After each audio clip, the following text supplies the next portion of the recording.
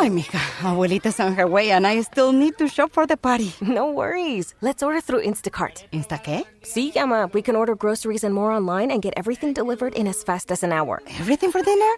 Carne, tortillas, limas, plátanos. Claro. Anything else? Just make sure the plátanos are ripe. Get groceries delivered same day with Instacart so you have more time for family. Visit instacart.com or download the app to get free delivery on your first 3 orders. Offer valid for a limited time. Minimum order $10. Additional terms apply. Wendy's Coffee House. This is the extended version. And Elly Flippen is with me talking about her uncle, Ingo Swann. Uncle Ingo. I feel like I know him just because of reading the information and having these little connections with, I was walking through the house thinking about, and I didn't realize this at the time, I was thinking about Ingo, and I think it was when we were doing some work, I was preparing either reading the book or getting, I think the Wendy song was there, but I don't think I had the Purple Fables, which was what I was looking at. And all of a sudden I had a card in my hand and it dropped on the floor, like somebody had pulled the card out of my hand and dropped on the floor. And I thought, because then I had a few other things that were happening, like a connect with owls and something that was supposed to be said about a piece of artwork and the book Cosmic Art that he worked on. And so I was having these little nudges and I wasn't paying any attention. And finally I said, oh my gosh, I realized what I had been thinking about, what I had been reading. I thought, that's Ingo Swann. And he said, light bulb. Okay, about time. He has a sense of humor. I have a vision of him just sitting in his, in an easy chair with a cigar, and that was when I got that he really missed his cigars. And I thought, well, I don't know what that's about. And then I opened the book, and I can't remember, but at the beginning of the book, it was something about him smoking, with a cigar, and I'm like, well, darn, that's. That's it. That's the image. There he is. And then he said that, where he's at right now, the cigars aren't there. And that's just too darn, that's bad. It's just not the same. So anyway, I wanted to share that with you that I had no idea about the cigars until I read that little blurb at the beginning of one of the books. And I thought, well, no wonder he was trying to give me these messages and trying to say, keep doing this. And finally, when I got that thing pulled out of my hand, I'm like, what the heck? And said, oh, I bet that's Ingo. And it was like, light bulb, duh. It's about time. Yes, it does. There's actually, there's a great video, and might still be up on YouTube, where he's speaking to this UFO group in New Jersey. They would meet at a library, and somebody filmed this presentation. And literally, he's like a stand-up comedian. I mean, he has that room in stitches. He's commanding the room. He's some people are saying things to him, and he is putting them in their place, not in a bad way, but I this is me. I don't know about you guys, but I know who I am. Yes. And I'm the comedian in this room, not you guys. And it is hilarious. He knows his stuff. He's not intimidated. He doesn't, if somebody doesn't believe it, that's their problem, not his. It's, and at the same time, it's that thing of, if you want to learn something, then pay attention. If you don't, I don't care. I don't, this isn't no sweat off my back. I got this stuff down pat, and I've got a few things that I can share with you if you're interested. And if you're not, I understand you have your own life, so go forth and prosper. But, I love that. And it's kind of a dry, and just I've been there, done that sense of humor of, this is the way it works. If you're interested, hey, glad to have you along. If not, move on. You're fine. No good, no bad. Just move on along. Yes, there's an interview he did very, very late in the game in his life with a person who's writing a book about extraterrestrials. Mm-hmm. And this author has captured their conversation back and forth, and it would have you in stitches. So Ingo's not answering a question, and the author is saying, like, well, but you asked me to interview you, and he said, well, that's because you asked if you wanted to interview me. Right? It's this back and forth, and if I could read it to you, it would be just hilarious. I'll find that so you could share it with your listeners. It's I love it. Fun exchange between the two of them, and it's really Ingo, and it's like sort of cantankerous, but really putting it back at the author. It's so funny. Well, and part of that is, here's a guy who had to deal with the CIA. So you've got all this linear mindset that he's been around the block a time or two trying to get these guys to at least consider that what he's doing isn't magic, that it isn't a hocus pocus, that it isn't mumbo jumbo, because that's what he's put up with.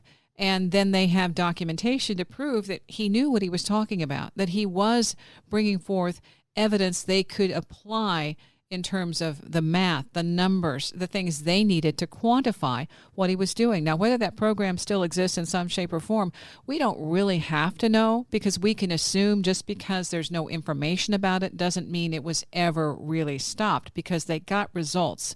What they can do with a program like that after getting results is deep six it, because then nobody needs to know, and you don't have any accountability when you're not reporting on something. So there's a whole different way that can go. And I think the fact that they work with so many people who were gifted, Pat Price, there were some others who were part of that program who were very, very, I think, incredibly talented with working with their PSI gifts and that, or their awareness, their abilities, and that part of it, he was able to kind of state, this is how it works, the parameters, and these are the goals you can achieve if you follow this protocol. There are some wonderful pieces of information that he brought forth that said that this is something that exists and it's real. And if you pay attention and you stop listening to all the people who are naysayers and critics because they haven't done it, not that they can't do it, but they haven't and they don't care to, and they want other people to believe that line, then you do your own self a disservice by not applying what you can do and trusting that, well, if he can do it, I can too. Where do I start? And then Ingo says, start here right now. Mm-hmm. Take the card out of your hand and drop it on the floor. Okay, pay attention. Pay attention. And going back, remembering the Stargate remote viewers were people who were picked out of different units that were career military officers. These weren't, let's find 1-800 psychic people.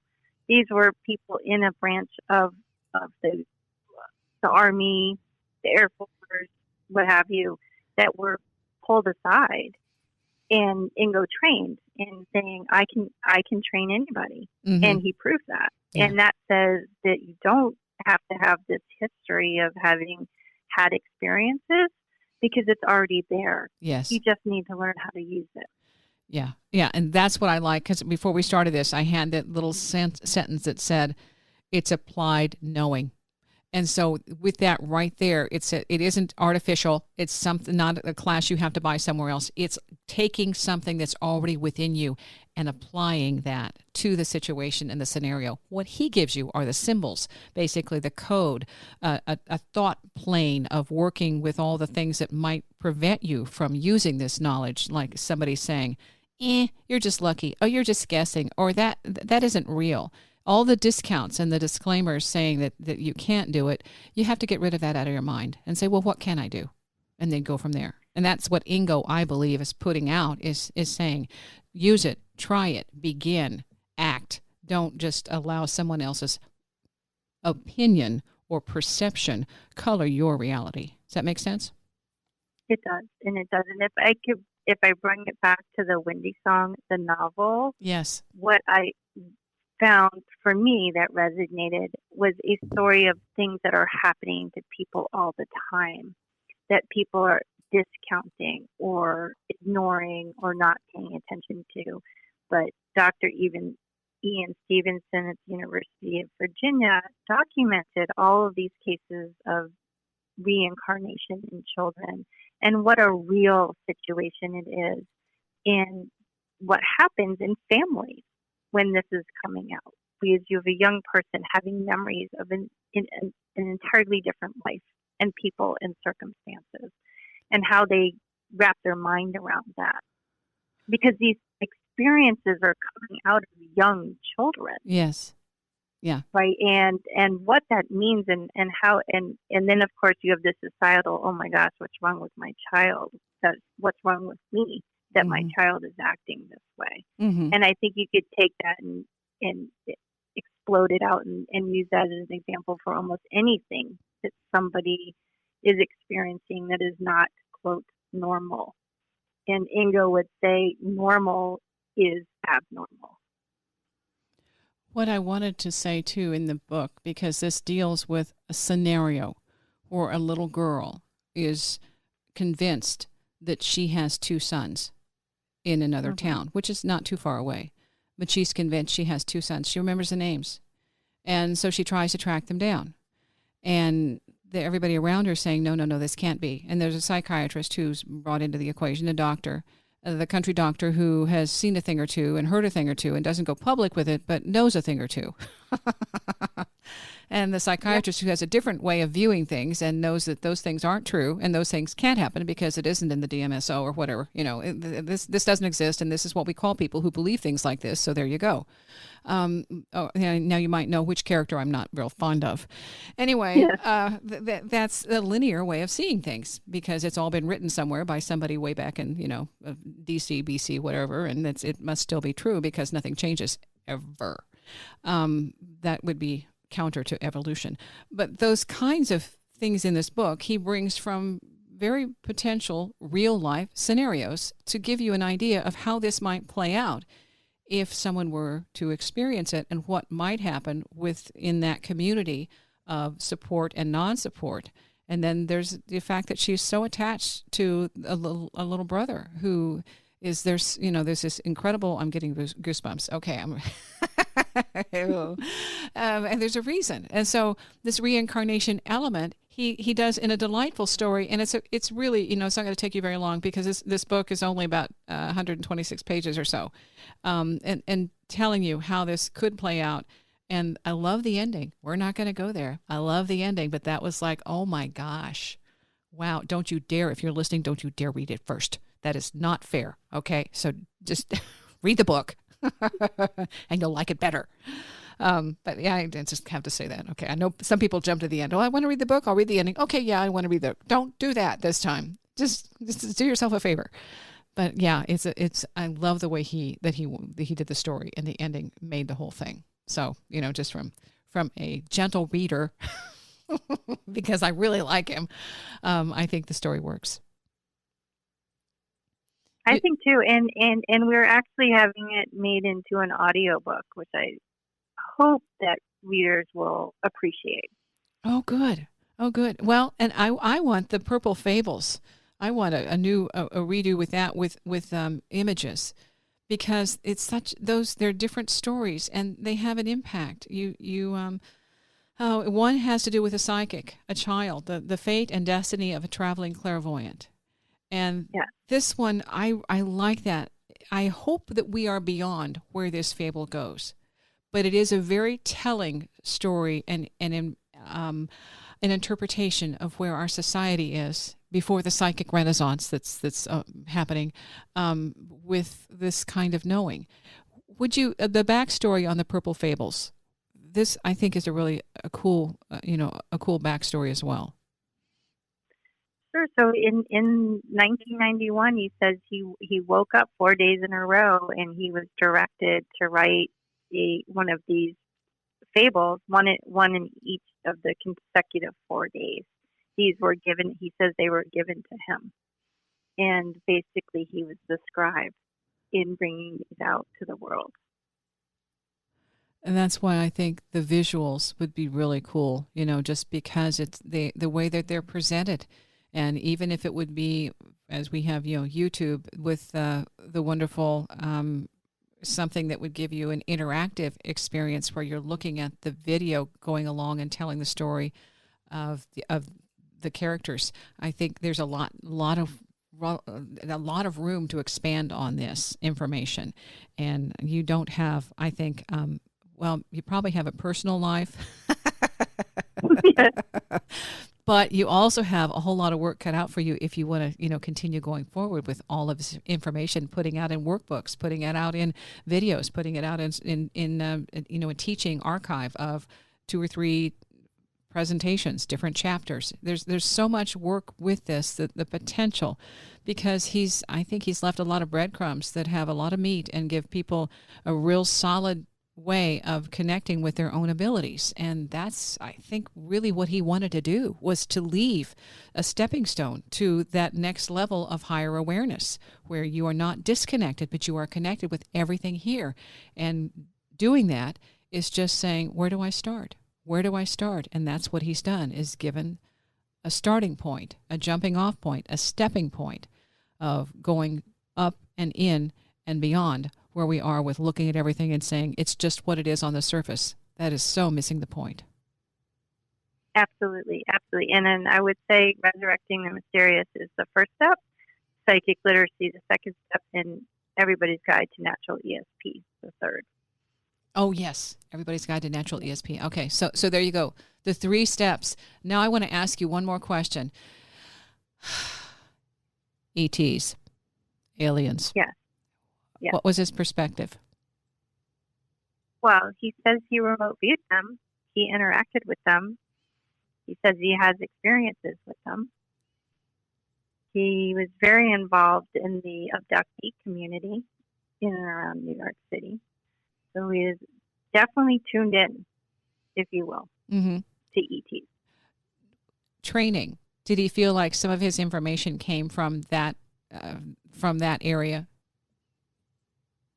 I don't think so. I mean, he was an avid studier of everything back to the late 50s.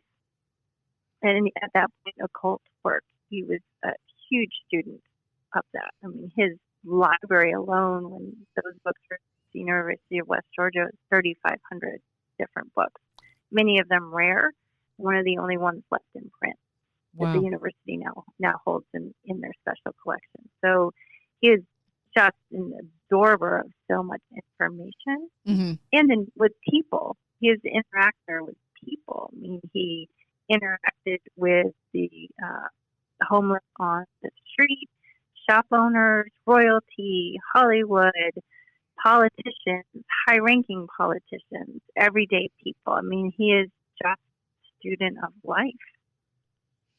Did he give you, and as he was declining and you are around him, did he give you any indication of what he hoped that you would do personally in your life? No, that would have been awesome. Oh, darn that guy. He didn't want a spoiler out there, did he? Because you said, he didn't like to tell people the future or whatever if he could, because then they would manifest it. But he could have left you a really nice thing that you could manifest. Yeah, he did not do that. He did tell me, very early on, he used to throw these wild parties in the 60s, and he said that Truman Capote came and hit on him, and Tennessee Williams would come. And, I mean, it was just whatever culture at the time. Yeah. We'd come to his parties, and he said he made this wonderful punch, and it was 3 alcohols. And he told me, but I really didn't pay attention. I was in my 20s. I didn't really pay attention. And I have now spent a great deal of time trying to remember what that recipe was.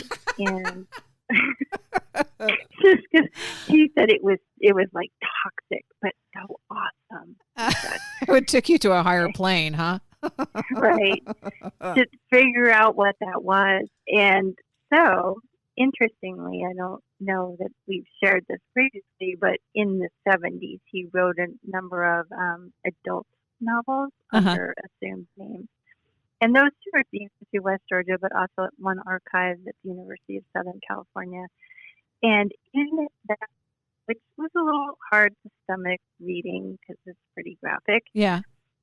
Pornographic, was actually a recipe for this punch. And I said, I found it. Oh, hilarious. Hilarious. Well, but, the sexual literacy, he didn't shy away from the topic. That was one thing he also thought enhanced your abilities. Being fully human to be fully divine, basically, is where that's going. You have to accept all of you as part of this incarnation, and you're connecting in different ways. And some of the psychic experiences can be euphoric. Is when you're connected on that level, then there's this euphoria that can come with that. And I think, he also implied that is a very natural and normal part of being human. Sure. I mean, there's a whole book, Psychic Sexuality. Mm-hmm. Oh, I think I called psychic literacy. Okay, fine. Oh, okay. I was close. But he does go a little bit into that. Yes. I mean, he does discuss it in that book and Resurrecting the Mysterious, but he really explores it in psychic sexuality. Okay, yeah. So part of this is coming to terms with being fully human and being able to tap into your abilities, your knowing, without letting somebody else discount or derail you as being something on someone who should be ashamed of showing up. And that's part of it. A lot of this has to do with discounting and trying to devalue these abilities because it frightens people. It's that, and that's really plain and simple. When you know something that somebody else would prefer that you do not know, you are intimidating. So that's beyond frightening. That's also, what else do you know? And do you want everybody to know how to do this? Because then we might have to be honest. We can't be deceptive. Light bulb. Right. That's what Ingo's telling you. Right. Absolutely. Mm-hmm.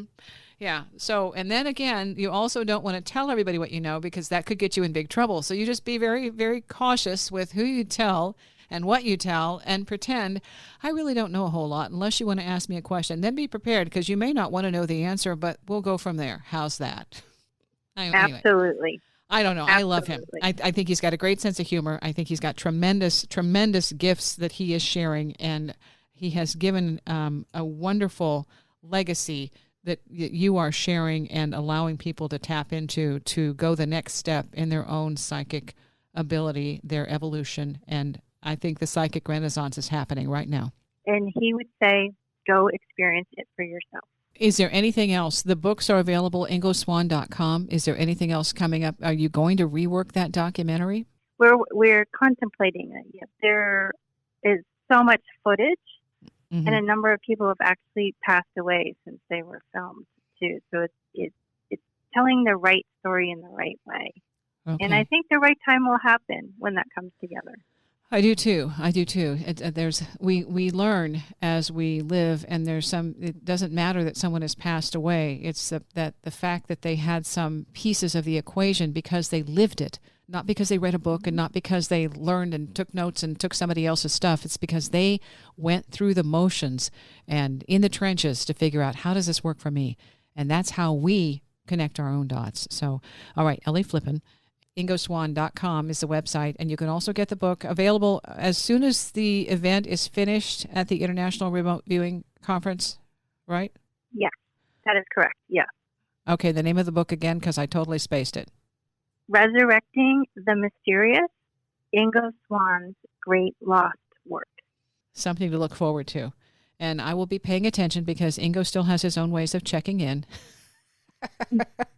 Because I'm doing my homework and I ask for help, okay? Shame on me. But because sometimes it can get a little bit challenging trying to connect the dots. Was that a connect? Is I supposed to listen to that? And yeah. And so then something will go missing. You'll know, yeah, that was a dot. There it was, and it went. I need to write it down. So keep a journal if you're doing this, and you'll find out that you do make progress, and you'll find out some interesting ways that things are synchronized as you learn more about what is here beyond what we see with our physical eyes. Thank you for listening. Wendy's Coffee House, KCMO Talk Radio, is online, and you can check it out on Audio Boom or at wendyscoffeehouse.com. And Elly, I appreciate your time. I so love what you're doing. You have a wonderful window into the world and the universe with your uncle. And he's fully present in his own special, unique, cantankerous way. Thank you. Thank you for allowing us to share this with you. We get our weekly groceries delivered through Instacart because once football season starts, game time is family time. I can get everything my family needs for the week, from reliable staples to specialty ingredients, all delivered right to my door in as fast as 1 hour. So I can stay on my game without missing a minute of the game. Visit Instacart.com or download the app to get free delivery on your first 3 orders. Offer valid for a limited time. Minimum order $10. Additional terms apply. Instacart. Add life to cart. We get our weekly groceries delivered through Instacart because once football season starts, game time is family time. I can get everything my family needs for the week, from reliable staples to specialty ingredients, all delivered right to my door in as fast as 1 hour. So I can stay on my game without missing a minute of the game. Visit instacart.com or download the app to get free delivery on your first 3 orders. Offer valid for a limited time. Minimum order $10. Additional terms apply. Instacart. Add life to cart.